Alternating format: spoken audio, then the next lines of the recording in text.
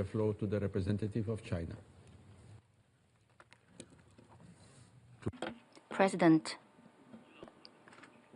the JCPOA was once an important product of multilateral diplomacy endorsed by Security Council resolution.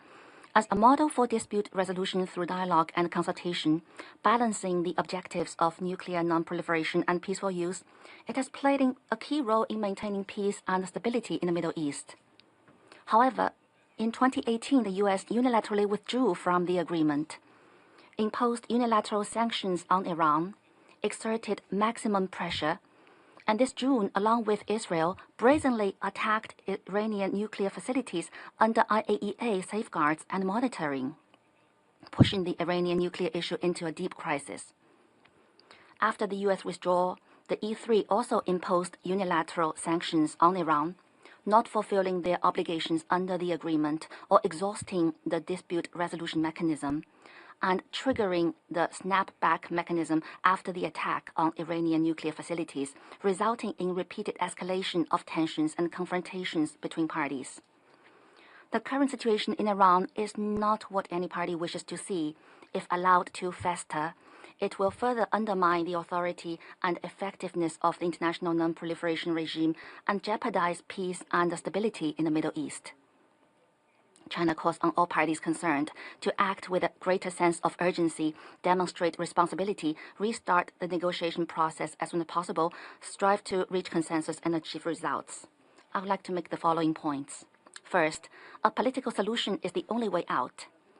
This issue cannot be resolved through force or confrontation. All parties should remain calm and exercise restraint, properly manage differences through diplomacy and dialogue, and avoid a return to the vicious cycle of sanctions, pressure, and escalation.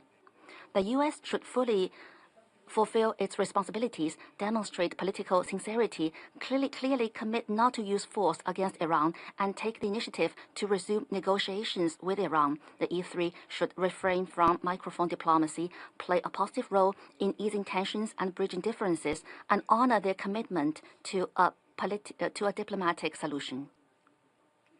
Second, upholding fairness and justice is a basic principle.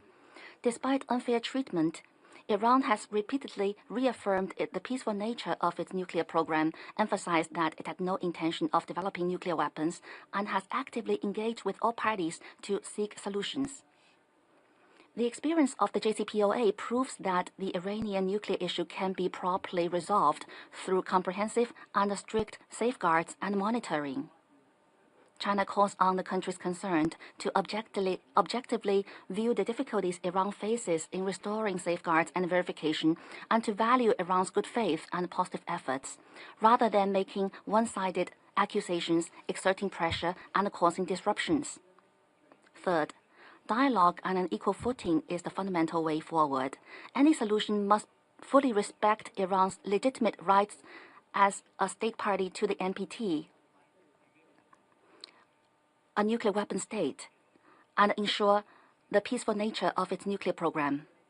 Parties concerned should respect each other's legitimate security concerns, ease tensions and build mutual trust through dialogue and an equal footing, and find an early solution that meets the expectations of the international community. A certain country should refrain from using the Iranian nuclear talks to advance its geopolitical agenda or linking the Iranian nuclear issue with other issues, as it will only disrupt the negotiation process and undermine diplomatic efforts. Fourth, a favorable atmosphere is essential. Recently, regional countries have been actively promoting the resumption of talks. China supports all efforts to restart negotiations and believes this is also the position of the vast majority of Council members. The Council should play a constructive role to allow time and space for diplomatic efforts and create a positive atmosphere for restarting negotiations. Relevant countries should stop escalating sanctions and inciting confrontation and stop abusing the Council to impose unilateral punishment on Iran. President, as a permanent member of the Council and a party to the JCPOA, China has always played a constructive role on the Iranian nuclear issue, actively promoting peace through dialogue. For some time now, China has maintained close communication at various levels with all parties concerned and has repeatedly sent letters to the UN and the IAEA to clarify its position and call for the maintenance of the political and diplomatic process. Together with Russia, China has proposed a draft resolution on the technical rollover of Security Council Resolution 2231. China will continue to work all parties to promote the early resumption of negotiations, advance a political solution to the Iranian nuclear issue, uphold international nuclear non-proliferation regime, and promote peace and stability in the Middle East. I thank you, President.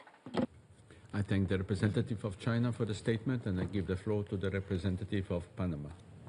Gracias, señor. Thank you, Mr. President. I'd like to thank Rosemary DiCarlo for her briefing on the report of the Secretary General. We welcome Izetta Sampson, the Chargé d'Affaires ad interim of the delegation of the European Union, and the representatives of the countries that are honoring us with their participation today. The 20th report of the Secretary General on the implementation of Resolution 2231, 2015 of the Security Council provides us with a summary of recent events, which, in the context of growing geopolitical tensions surrounding developments in the